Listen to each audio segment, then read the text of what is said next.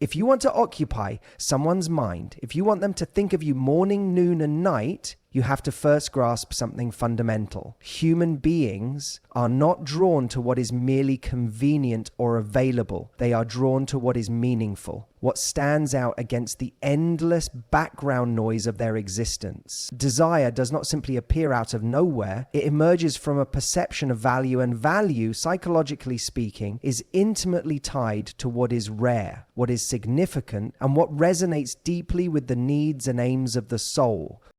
We are all, in some sense, meaning-seeking creatures. We are biologically wired to attend to what helps us survive and thrive. In the modern world, survival isn't just about food and shelter anymore. It's about psychological nourishment. It's about connection, ambition, inspiration, and hope. When someone fixates on you, it's because, consciously or unconsciously, they perceive you as a vital component in their own striving towards something higher. They perceive you as a vital component in their own striving towards something higher. You are not just a person to them, you become a symbol of purpose, adventure, possibility, even redemption.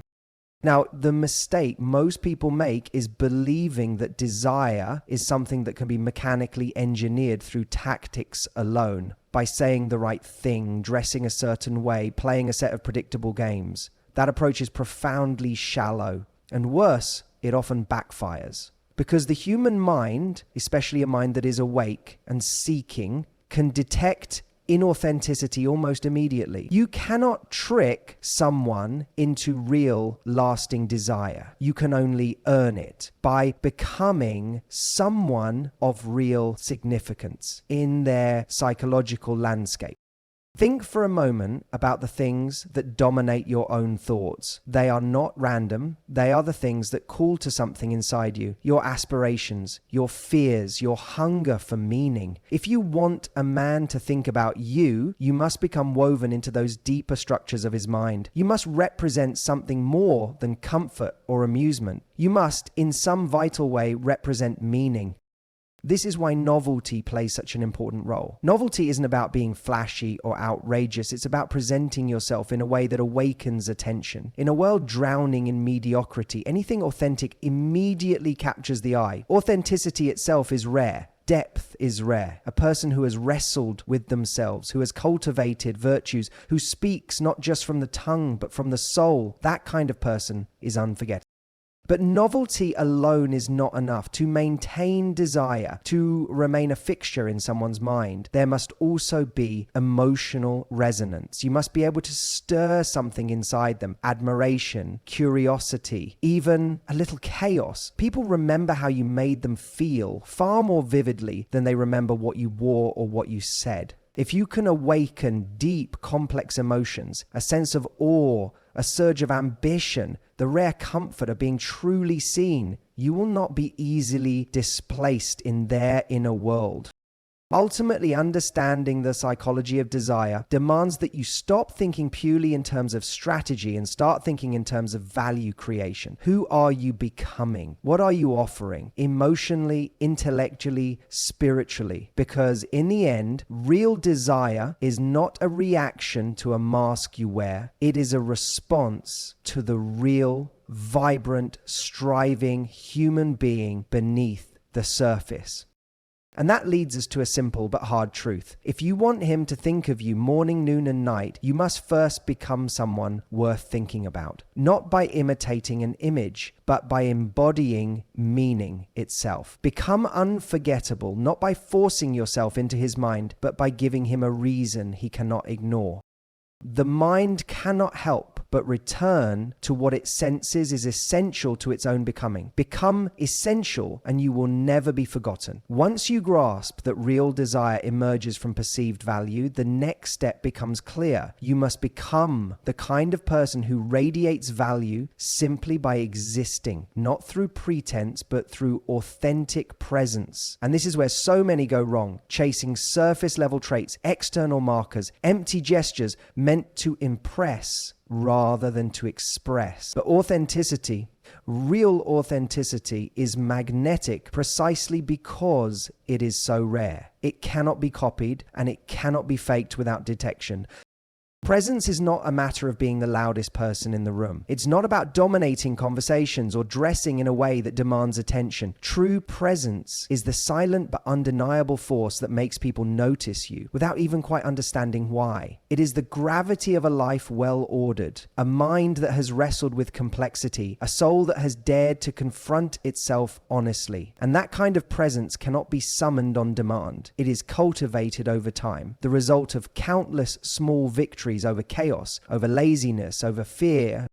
To develop magnetic presence, you must first ask yourself, who am I becoming when no one is watching? Because the person you are in private inevitably leaks into the person you are in public. If your inner world is shallow, anxious, unprincipled, that will reveal itself, even if you say all the right words. Conversely, if you have forged strength through hardship, clarity through reflection, compassion through suffering, that will radiate outward in everything you do. You will carry yourself differently. You will speak with a different weight. People may not be able to articulate it, but they will feel it. Human beings are astonishingly sensitive to incongruence. On some deep pre-verbal level, we are wired to detect when someone's actions and essence do not align. We trust those who are internally coherent, whose being matches their words. If you are desperate to be liked, if you wear masks to please, you will repel more than you attract, because you will signal that you are not rooted in anything solid. But if you are centered, if you are willing to be disliked for the sake of being truthful, paradoxically, you become profoundly attractive. You become safe, not in the sense of being harmless, but in the sense of being trustworthy. This is why cultivating character is not just a moral exercise. It is a strategic necessity for anyone who wishes to be unforgettable. Confidence that is not rooted in real competence is arrogance. Beauty that is not matched by depth becomes ornamental and quickly fades from memory. Charm without substance is manipulation, and it erodes trust. But when confidence emerges from earned competence, when beauty is the outward reflection of an inward richness, when charm grows naturally from a genuine love of life and people, then presence becomes undeniable. You don't have to force people to notice you. They notice because something inside them recognizes the reality inside you. If you want a man to think about you constantly, he must first feel that you are not easily replaceable. And that irreplaceability comes only from authenticity, from a uniqueness that cannot be duplicated, because it is not a performance, but an embodiment. You are not selling an image. You are offering the rare and precious experience of encountering something, someone real. So the hard truth is this: you cannot shortcut your way to magnetic presence. You must earn it the hard way, by building yourself from the inside out. You must confront your weaknesses, refine your strengths, and integrate your shadow. You must become whole, even as you remain forever a work in progress. And when you do, you will find that you no longer need to clamor for attention. Your very being will call forth the kind of attention that is not fleeting, but reverent. Be someone whose very presence is a quiet revolution, and you will not be forgotten. Once you've begun the process of cultivating authentic magnetic presence, you must take the next crucial step. You have to engage his mind, not just his senses. Attraction that rests solely on the physical is fragile. It flickers and dies the moment novelty wears thin. But attraction that roots itself in the mind, curiosity, admiration, intellectual tension, is much more difficult to extinguish. If you want him to think of you morning, noon, and night, you must give him more than something to look at. You must give him something to think about. The human mind is restless. It is forever searching for patterns, for meaning, for puzzles worth solving. This is an ancient instinct, wired deep into our very nature. It's the same drive that led us out of the caves and into civilizations. We are, by design, creatures who long for the unknown, who are drawn toward the horizon, who hunger for mystery and discovery. And in relationships, this same dynamic plays out. The people we remember, the ones who haunt our dreams and linger in our waking hours, are those who offer us not just comfort, but expansion. They make our worlds bigger, not smaller. Too often, people fall into the trap of believing that physical allure alone will secure a lasting place in someone's heart and mind. But physical beauty, as powerful as it is initially, suffers from a fatal flaw. It habituates. The mind adapts. What once startled the senses with wonder becomes, over time, background noise if not coupled with depth. You must offer what the mind cannot quickly categorize or consume. You must become a living invitation to exploration. This does not mean playing games or manufacturing false layers of mystery. It means being a genuinely layered person, someone who is interested in the world, curious about ideas, committed to growth. Engage with ideas that matter. Be able to discuss philosophy, psychology, art, science, not to impress, but because you yourself are genuinely fascinated by the grand machinery of existence. When you bring that natural curiosity and intellectual vigor into your interactions, you awaken the same hunger in others. You become associated not just with pleasure, but with meaning. Think about the great conversations you've had in your life, the ones that left you energized, stirred, even a little unsettled. Those conversations didn't just pass time, they expanded your internal landscape. They offered you new ways of seeing yourself, others, and the world. If you can be the person who brings that experience to someone else, you will occupy a privileged place in their mind. You will not be someone easily replaced because you will not be offering something superficial. You will be offering nourishment for a deeper part of them that is always hungry. To engage his mind is to respect him as more than a biological creature responding to visual stimuli. It is to treat him as a soul-in device, a being capable of thought, of aspiration, of transcendence. And when you interact with someone on that level, you elevate the entire dynamic. You cease to be merely an object of attention and become a participant in his psychological and spiritual development. That is a bond far harder to sever than anything rooted in physicality alone. So the reality is stark but liberating. Beauty may catch the eye, but depth captures the mind. And the mind, once truly captured, does not easily let go.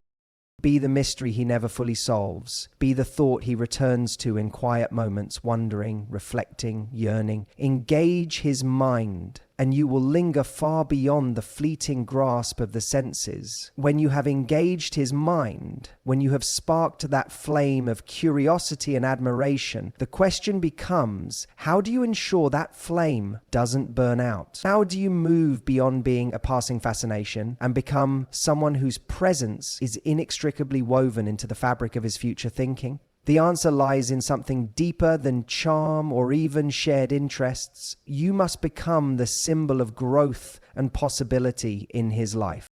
At the core of every human being is a profound need to evolve. We are creatures of potential, burdened and blessed by the awareness that we are not yet who we could be. And so we are drawn, sometimes desperately, toward anything or anyone who seems to light the path forward, who reflects back to us not just who we are, but who we could become. If he associates you with his own upward movement, with ambition, with courage, with hope, then you will not simply be a woman he likes. You will become, in a very real psychological sense, part of his journey toward his own highest good.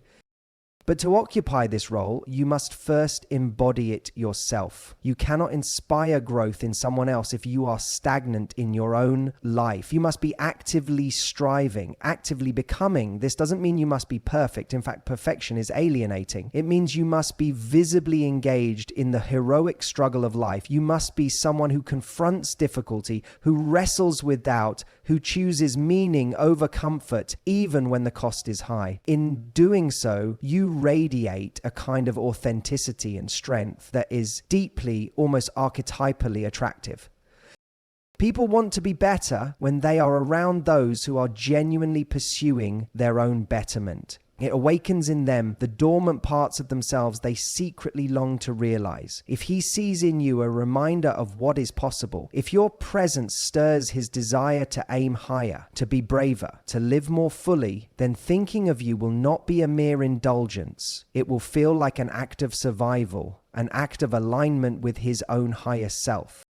And this is critical. You must be careful not to cross the line into control or superiority. You are not there to fix him, nor to mold him into your image. True inspiration respects freedom. You must hold space for his own journey, his own timing, his own failures and victories. Your role is not to drag him forward, but to stand firmly in your own truth, to walk your own path so vividly that he feels invited, not coerced, to walk beside you.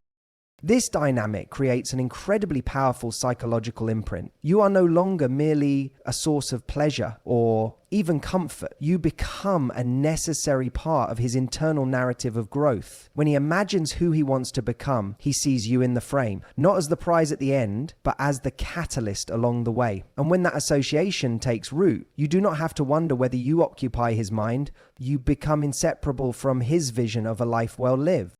So the question you must ask yourself and answer with brutal honesty is this: are you someone who embodies growth, possibility, and courage? Or are you demanding from others what you have not yet demanded from yourself? Because you cannot symbolize what you have not yet earned. The mind and soul are magnetized toward what elevates them. Become that elevation, and you will become unforgettable. If you have become the symbol of growth and possibility in his life, then the groundwork is set for something even more subtle, but absolutely vital. You must master the art of emotional contrast, because it is emotional contrast, the interplay between tension and release, mystery and familiarity, presence and absence, that creates a profound imprint on the human psyche. Human beings do not long for what is constantly available without variation. We long for what we fear losing. We are drawn not to emotional monotony, but to the dynamic unfolding of experience, to the highs and lows, the moments of challenge, the glimpses of vulnerability that are not always easily accessible. Emotional contrast is what carves deep grooves into memory. It is what transforms a pleasant interaction into an unforgettable bond. And yet, many people mistakenly believe that offering consistent, unwavering positivity is the key to being loved. They seek to be endlessly agreeable, endlessly available, endlessly easy. But when everything is smooth, predictable, and without texture, the mind stops paying attention. Familiarity breeds not contempt, but invisibility. The mind habituates to sameness and moves on in search of richer terrain. What is necessary then is the cultivation of emotional complexity, not in the form of manipulation or games, but through authentic expression of your full humanity. There must be laughter, yes, but also seriousness, moments of playful teasing, but also of raw sincerity, occasions where you are easily read and others where you are wonderfully enigmatic. You must allow yourself to be many things, fierce and soft, challenging and comforting, joyful and introspective. The emotional landscape you offer must be alive, not a static offering, but a dynamic invitation to experience the breadth of being. When you become a living embodiment of emotional depth, you awaken in him not just attraction, but fascination. The sense that there is always something more to discover, something just beyond his grasp that keeps him leaning in, reaching forward. Of course, this demands self-awareness and a level of emotional maturity. It is easy to mistake emotional contrast for volatility, for creating chaos simply to provoke a reaction. But that is not strength. That is weakness disguised as power. True emotional contrast is rooted in groundedness. It emerges naturally when you are in touch with the full range of your own inner life, when you have the courage to be seen, not just at your best, but also in your moments of realness, of contradiction, of struggle. The truth is, emotional depth cannot be fabricated. It has to be lived. It has to be the product of a genuine willingness to embrace the complexity of life without flattening it into an easy caricature. When you show up in that fullness, when you allow another to experience you in the rich dimensions of your being, you create the kind of emotional imprint that lingers, that the mind returns to, not because it was simple, but because it was profound. And remember, too much intensity without moments of lightness is overwhelming. Too much lightness without occasional gravity is trivial. The mastery lies in the movement between them, the artful, authentic dance of your emotional reality made visible. In the end, we do not obsess over the flat, the predictable, the easily understood. We are haunted, magnetized, obsessed by that which moves us, that which stirs conflicting, layered, unpredictable emotions within us. If you can become the living embodiment of that emotional reality, if you can invite another into a full, vital experience of life through you, then you will not be easily forgotten.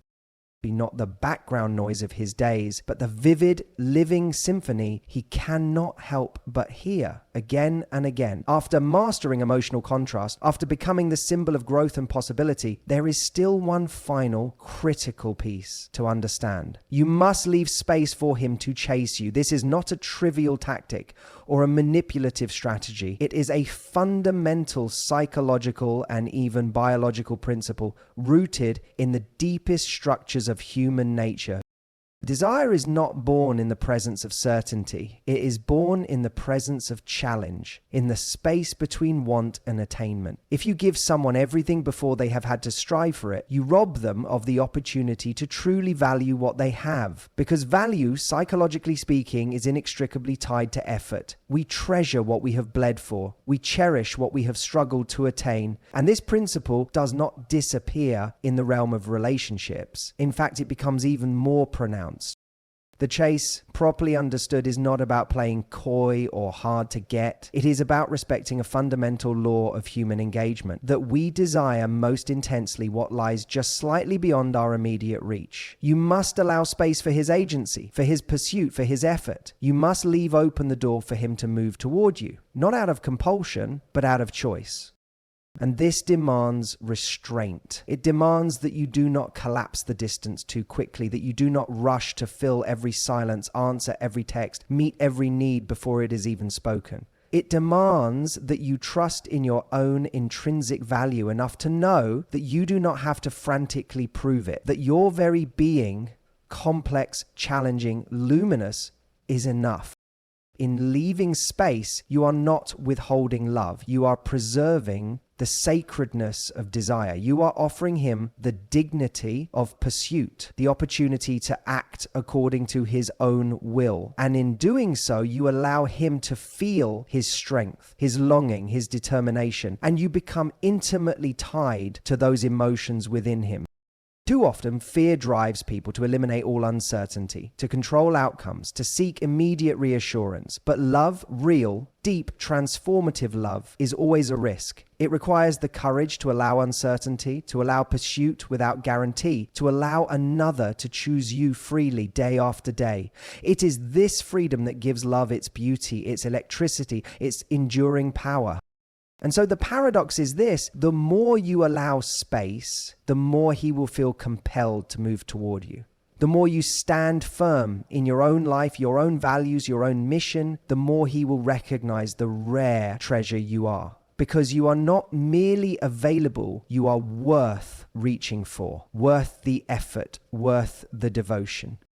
In this, you are not just capturing his attention. You are engaging the deepest parts of his psyche, the parts wired for ambition, for striving, for sacrifice in the name of something meaningful. You are becoming not an obligation, but a quest. And that is how you are thought of morning, noon, and night. So trust the space, trust the mystery, trust the slow unfolding of something real. In a world obsessed with instant gratification, become the rare and precious thing worth waiting for, worth working for, worth chasing with everything he has. Be the invitation he cannot refuse and the standard he cannot forget.